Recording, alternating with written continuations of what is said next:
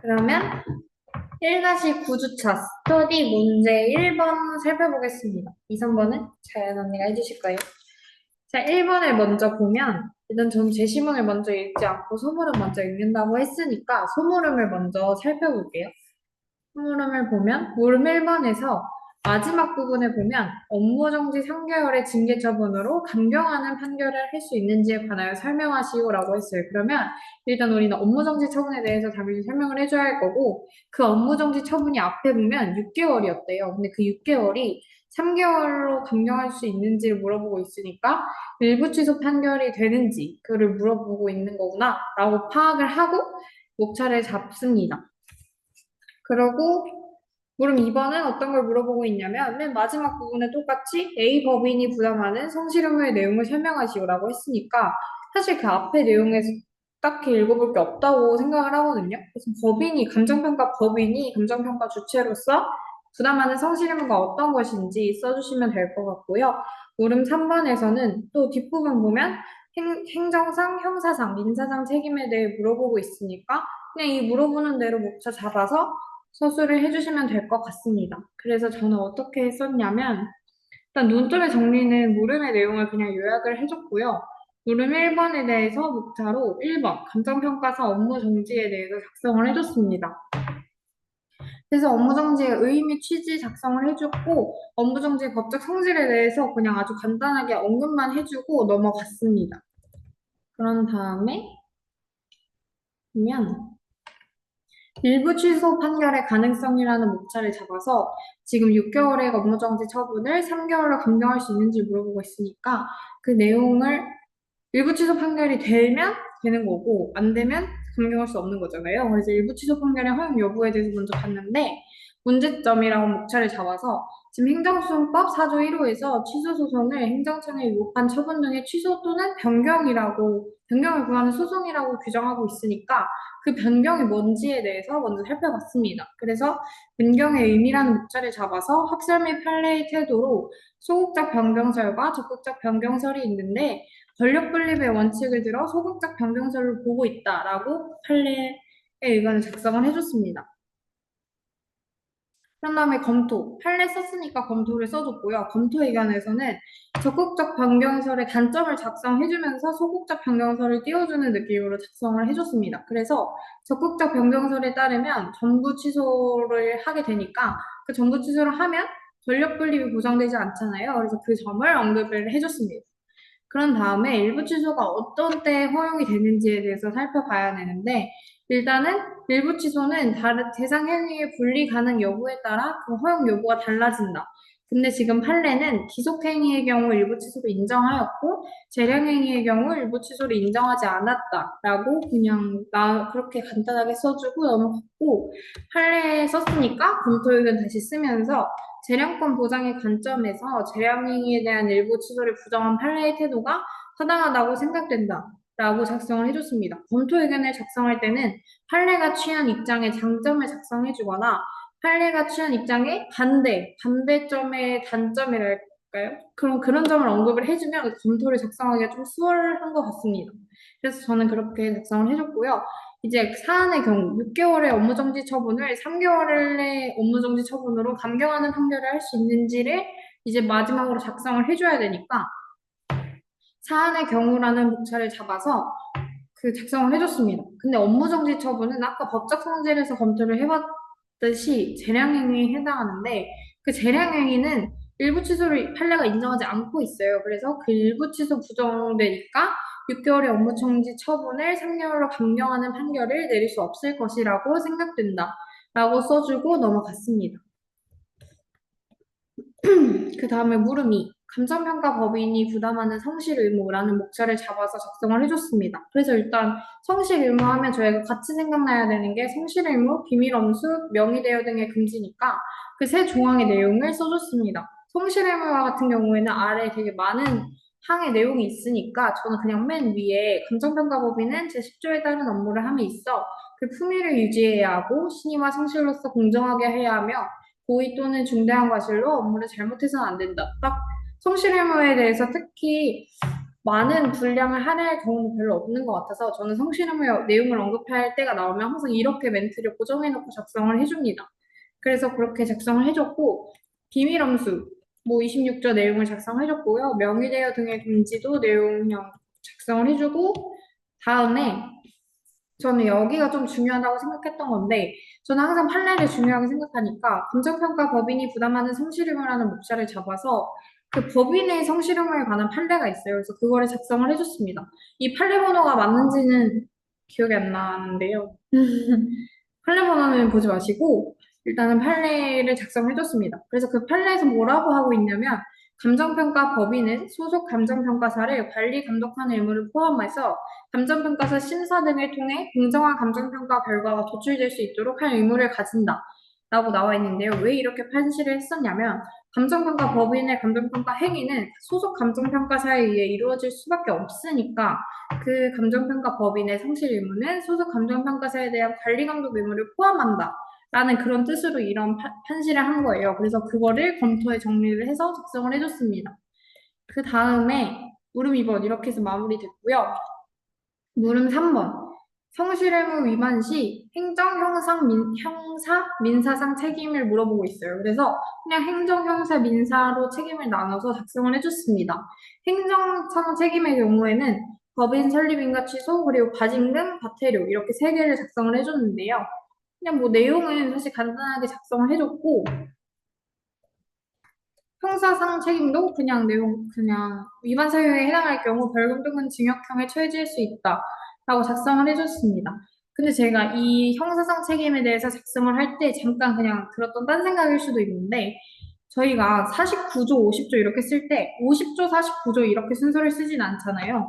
그렇듯이 제 생각에는 벌금 또는 징역형에 처해질 수 있다라는 이런 식의 멘트를 쓸 경우에는 징역 또는 벌금형에 처해질 수 있다라고 쓰기보다는 벌금이 보다 작은 처벌이니까 벌금 징역형에 처해질 수 있다. 이렇게 순서를 지켜서 작성해 주는 게 좋은 인상의 답안이 될 것 같다고 저는 답안을 쓰다가 문득 그런 생각이 들었어요.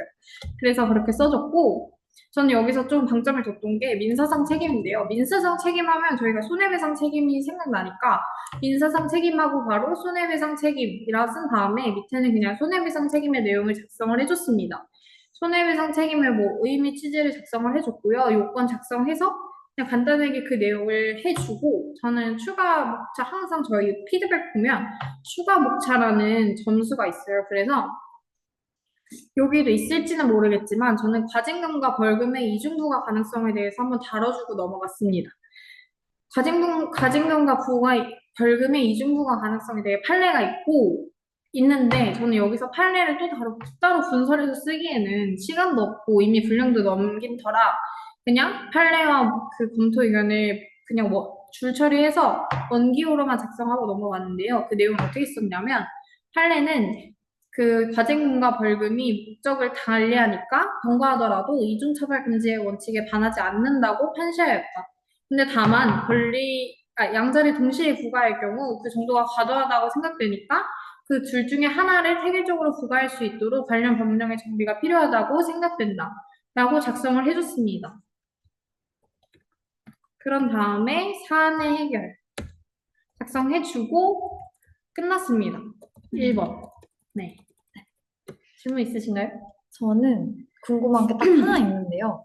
3번이 각 감정평가사 및 법인의 성실의무 위반이잖아요. 네네. 근데 법인에 대한 그것만 쓴 거예요? 그냥 감정평가 법인이랑 감정평가사에 대해서 분리해서 쓸까라고 하다가 근데 제 생각에는 감정평가사랑 감정평가 법인이면 저희가 법에서 부르는 명칭이 감정평가 법인 등이잖아요. 그래서 저는 그냥 그냥 근데 저도 같이 쓰긴 했는데 적용할 수 있는 걸 다 썼어요. 자격 취소나 그거 아, 자격 정지나 등록 취소? 근데 저 그거는 그거. 감정평가사에 대한 거잖아요. 저 그래서 아, 그런 애매한 거 아셨어요. 왜냐면 틀릴까 봐. 감정평가 그거니까 사니까 둘 다 걔는 될 수 있는 딱 그런 것만 썼어요. 저는 그래서 그걸 같이 쓰는 게 이걸 같이 다 써야 될 것 같은데 같이 쓰려면 아예 따로 써야 되는지 그래서 저는 그거 주어를 다 어떤 거는 감정평가사 및 감정평가 법인이고 어떤 거는 감정평가사고 약간 법이 약간 그렇게 돼 있잖아요. 그래서 그거를 주어를 다 맞춰서 써야 되나 하는데 그래서 약간 외우다가 진짜 너무 혼란이 오는 거예요. 그래서 저는 오늘 암기가 너무 힘들었던 게 이 마지막에서 맞아. 너무 안 외워져서 약간 몇 개 보고 쓰기도 하고 막 그랬거든요. 왜냐면 그게 너무 헷갈리는 거예요. 막 그 앞에 지워져 하는데 너무 조금 다르고 그리고 이게 막 41조, 52조, 49조, 50조가 좀 약간 이렇게 붙어 있으니까 그래서 아무튼 좀 운영이 암기가 어려웠는데 이번 이 문제가 기출 문제잖아요. 근데 법이 중요했다고 하더라고요. 뭔가 제 생각에는 말씀하신 것처럼 그 주어까지도 정확하게 암기해서 쓰기를 원해서 이건 이렇게 된 거지 않을까라는 생각이 들었어요. 저는 저도 그런 거 같아요. 아직 그렇게 못해가지고. 맞아. 네. 그게 사실 쉽지 않아요. 네. 일단 됐습니다. 2번, 3번 해보겠습니다. 네. 일단 또 급하게 쓴. 진짜 왜 이렇게 매번 이렇게 여유가 없는지. 그리고 제가 또 아까 말하려다 까먹었는데 저 오늘도 1, 2, 3번 끝날 때 그 끝나는 부분에 시간을 써놨거든요. 그래서 그렇게 하시는 걸 추천드립니다. 왜냐면 시간 확인하기가 정말 편해요. 뭐 조절하기도 편하고 분량을 딱 봤을 때 제가 마지막에 시간이 남을 수도 있잖아요. 근데 그 남았는데 이미 문제를 끝내버리면 문제를 더 보충했을 때 글의 완성도가 떨어지니까 중간중간에 그렇게 시간을 확인하면서 쓰는 연습을 하면 좀 더 풍부한 답안지를 쓸 때 좀 도움이 될 것 같습니다. 저는 사실 오늘 살짝 시간이 남았는데 이유가 풀다가 약간 암기를 완벽하게 못해가지고 좀 못 푼 게, 그러니까 못 쓴 게 있어가지고 막 그러니까 약간 시간이 남더라고요. 참. 그런 이렇게 약간 하는 그 몇 개를 결국 끝까지 못 외우더라고요. 근데 또 제가 약간 이번 문제 같은 경우는 오늘 수업에서 들은 거 말고 제가 더 쓴 게 있었어요. 그래서 이게 쓰는 게 아닌 건가? 라는 생각을 하면서 오늘 수업을 들었거든요. 일단 저는 이번 문제 같은 경우는 우리가 늘 그 좀 쟁점을 여러 개로 이렇게 나눠서 한 20점 문제만 많게는 막 4개 막 이렇게 해서 나눠줬었는데 이번에 좀 통문제였어요. 그래서 저는 좀 이거 사안의 정리를 처음에 하고 시작해야 된다고 생각해서 서에다가 그걸 해줬거든요. 근데 일단 사안의 경우 자격증을 부당행사한 바 이를 근거로 자격 취소 처분이 이어졌다. 그러나 취소 처분에 있어서 청문을 결했고 이유 제시를 명의대여로 잘못한 바 그 절차상 하자가 있다. 그래서 이거에 대한 적법성을 논하고자 한다. 이렇게 해서 저 이걸 나눠서 썼거든요. 근데 오늘 수업은 청문 절차에 대해서 조금 더 자세하게 쓰고 그 밑에는 그냥 결해서 묶어서 했더라고요. 그래서 이게 틀렸나? 라는 생각을 하면서 일단 수업을 듣긴 했는데 일단 제가 쓴 거에 대해서 소개를 해보겠습니다. 먼저 저는 관련 법리에 대해서 간략하게 다 적어줬고요. 명의대여, 부당행사, 그리고 자격취소 처분에 대해서 적어줬습니다. 그리고 다음으로 그 순서대로 청문을 결한 자격취소 처분의 적법성을 적어줬거든요. 일단 청문회 의 취지 좀 지저분하게 적었는데 이게 법을 제대로 이게 기억이 안 나가지고 사실 중간에 이 가로친 거 있잖아요. 이게 기억이 안 난 거예요. 그래서 그냥 빼고 적어버렸어요. 근데 그러니까 좀 말이 안 맞는 거예요. 그래서 살짝 보고 적었어요. 그래서 국토교통부 장관은 감정평가사 감정평가도 13조 1항 1호 자격의 취소 그리고 평가법 32조 1항에 따라 법인의 설립 인가 취소 시 청문해야 한다. 이해관계인의 권익보호에 취지가 있다. 이걸 적어줬고요. 그래서 검토했을 때 부정한 방법으로 자격이 취소된 경우 설립 인가의 취소에 대한 규정만 있으므로 부당행사에 대해서 청문을 해야 하는지에 대한 규정이 없습니다. 그래서 이걸 행정절차법 22조의 의견 청취 그 제도를 통해 가지고 인허가 등의 취소나 신분 자격의 박탈, 법인이나 조합 등의 설립 허가 취소 시 청문을 규정하고 있는데요. 그래서 그 사안의 경우에는 그리고 징계위원회 청문을 그 취소 처분 청문으로 가름할 수 있는지 그래서 할 수 없다는 그 판례 태도거든요. 이게 제가 알기로는 그래서 그걸 간략하게 적어줬는데 지금 깨달았는데 제가 이게 판례 태도라고를 안 썼네요. 그래서 아무튼 그렇게 해서 사안의 경우 적용으로 사안의 경우 취소 처분으로 행정자치법 23조에 따른 청문 절차를 결한 바 중대 명백설에 따라 중대한 하자에 해당하나 일반의 경지에서 명백하다 보기 어려운 바 취소 사유의 하자로 판단된다라고 일단 판단을 하나 적어줬고 그 다음에 이유 제시상 하자의 판단을 적어줬습니다. 그래서 사안이 자격증 부당 행사에 해당하는지, 그리고 이유 제시상 하자가 절차상 하자인지, 그래서 관련 법령을 행정절차법 23조에 따라서 행정청이 처분함에 있어서 처분의 근거와 이유를 제시하는 것으로 쟁송 제기의 편의를 제공함에 취지가 있다. 그리고 적용 제외 사유. 그래서 모단김. 모두 그대로 인정하는 처분, 단순 반복 경미한 이유, 처분, 긴급을 요하는 경우 제외 가능하다. 그리고 이유 제시의 정도는 그 판례 태도에 따라서 구체적으로 명시를 해야 되고 상대방에게 이유를 알 수 있을 정도로 제시해야 한다라고 했고 사안의 경우에는 이유 제시 예외 사유에 해당하지 않는 바 상세하게 고지할 의무가 있는데 하지 않았으므로 하자가 이유 제시상의 하자도 인정된다고 적어줬고 결에 이제 그 절차상 하자로 인정된다라고 하고 중대 명백설에 따라 취소 사유 하자라고 적어줬습니다.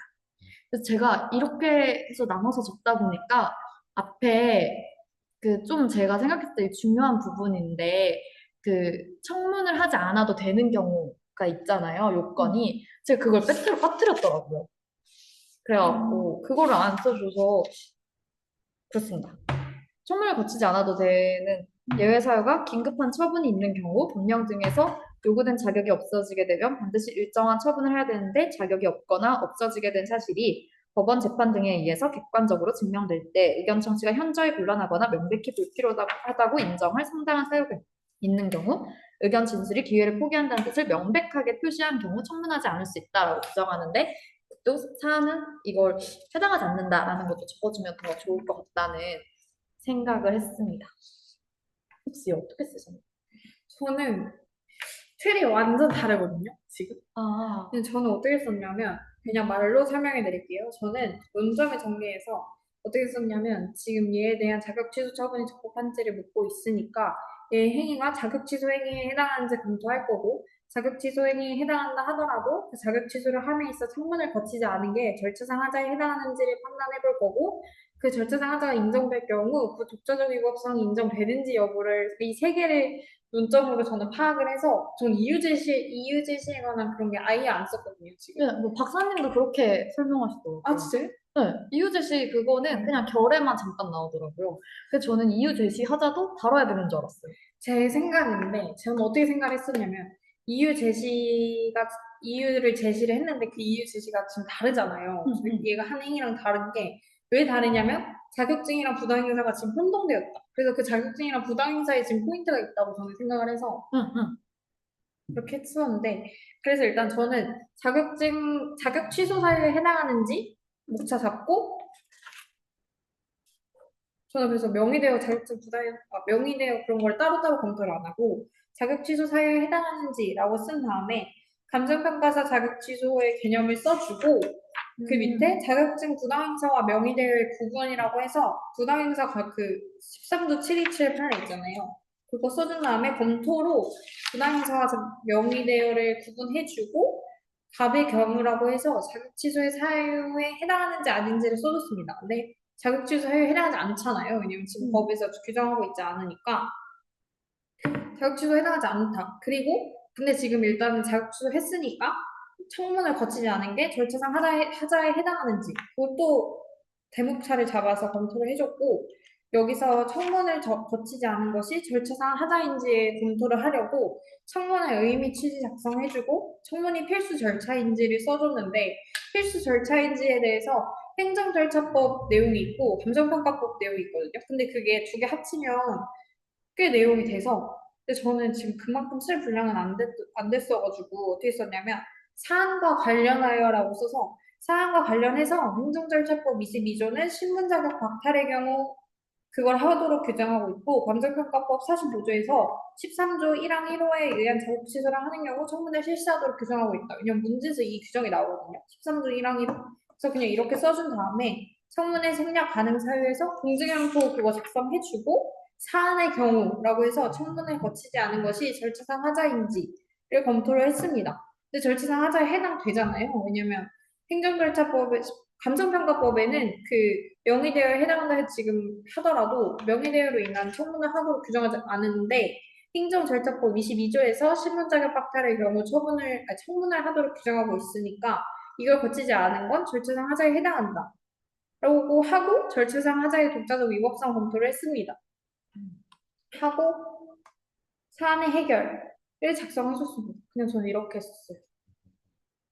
일단 근데 제가 봤을 때 이유 제시상 하자를 박사님은 조금 더 이걸 간략하게 다른 것 같아요. 이유 제시상 하자를 그냥 자격증 명의대여 자격증 등을 부당하게 행사 그래서 이유 제시상 하자 좀 있네요. 이유 제시상 하자를 먼저 다뤘고 그 다음에 자격 취소의 절차상 하자에 대해 해당하는지를 하고 그리고 나서 이게 취소 사유로 적법한지까지 다뤘는데 저는 이제 취소 사유 적법 이게 빠졌어요. 저는 마지막에 썼어요. 그 위법상 그냥 중대명백설 해가지고 그걸 썼어야 되는 것 같아요. 저는 사실 이거를 써야 되지 않나? 라고 생각했지만 도저히 분량이 소화하지 못했어요. 근데 좀 이 앞에 부분을 좀 줄이고 썼어야 될 것 같아요. 그 이유 제시 하자 부분을 좀 더 줄이고 썼어야 되는 것 같아요. 근데 사실 배점이 이렇게 빽빽하게 나오면은 참 쓰기가 애매하긴 한 것 같아요. 그리고 이제 문제 3번은 집행정지의 인용 가능성이랑 본안에서 B의 청구가 기각되는 경우 징계의 효력과 국토교통부 장관이 취해야 할 조치에 관하여 설명하시오. 이때 저는 또 이제 시간이 없을 거야 라는 생각이 막 들어가지고 그, 약간 징계의 효력을 좀 간략하게 썼던 것 같아요. 일단 볼게요. 집행정지의 의의에 대해서는 행정소송법 23조에 따라서 속행의 손해를 예방할 수 있다. 뭐 이렇게 하고요. 그리고 집행정지의 요건에 대해서는 근데 저는 이게 개처 거선 긴공본 이렇게 외웠는데 약간 거가 없어가지고 거가 거가. 그 논란의 여지가 있어서 거부 처분이 집행되느냐 그거죠. 논란의 여지가 있는 그거잖아요. 그거 안 씁니다. 그래서 자꾸 거가 왠지 거슬려요. 그래서 개처 소리 그래서 그냥 뭔가 이걸 새로 만들어주면 개처 손긴 긴 공본? 개처 손긴 공본? 아무튼 논란의 여지가 있는 건 안 쓰는 게 나으니까 여러분 애초에 외울 때 거를 빼고 외우세요. 저 자꾸 거가 없는 게 너무 거슬리더라고요. 그래서 그리고 사안의 집행정지 인용 가능성이 인용 가능할 것으로 저는 생각된다라고 판단을 했고요. 근데 또 인용 여부에 대해서 인용 가능성이 있지만 그 사안의 이유 없음이 명백한 경우에는 기각될 수도 있겠다라고 썼어요. 왜냐하면 이게 사안에서 그 3배 이상 차이 나는 금액이고 그리고 표준지 공시지가 기준으로 판단하지도 않았고 이래서 이유를 들어봐야 알 것 같다는 생각이 들어서 얘는 일단 집행정지 요건에는 해당하지만 그 사실 이 소극적 요건에 대한 공보는 본안 판단에 이유 없이 명백하지 않은 경우는 처분청이 판단하는, 그러니까 처분청이 증명해야 되는 부분이잖아요. 근데 그거를 만약에 처분청이 잘 증명해내면은 안 될 수도 있겠다를 전 쓰고 싶었어요. 그래갖고 그렇게 썼고, 그래서 청구 기각 시 징계 효력과 국토교통부 장관의 조치에 대해서 있었는데 집행정지 결정의 실효 판례에 대해서 썼고, 분석하다가 기간이 만료되면 장례를 향해 소급한다고 판시를 했고요.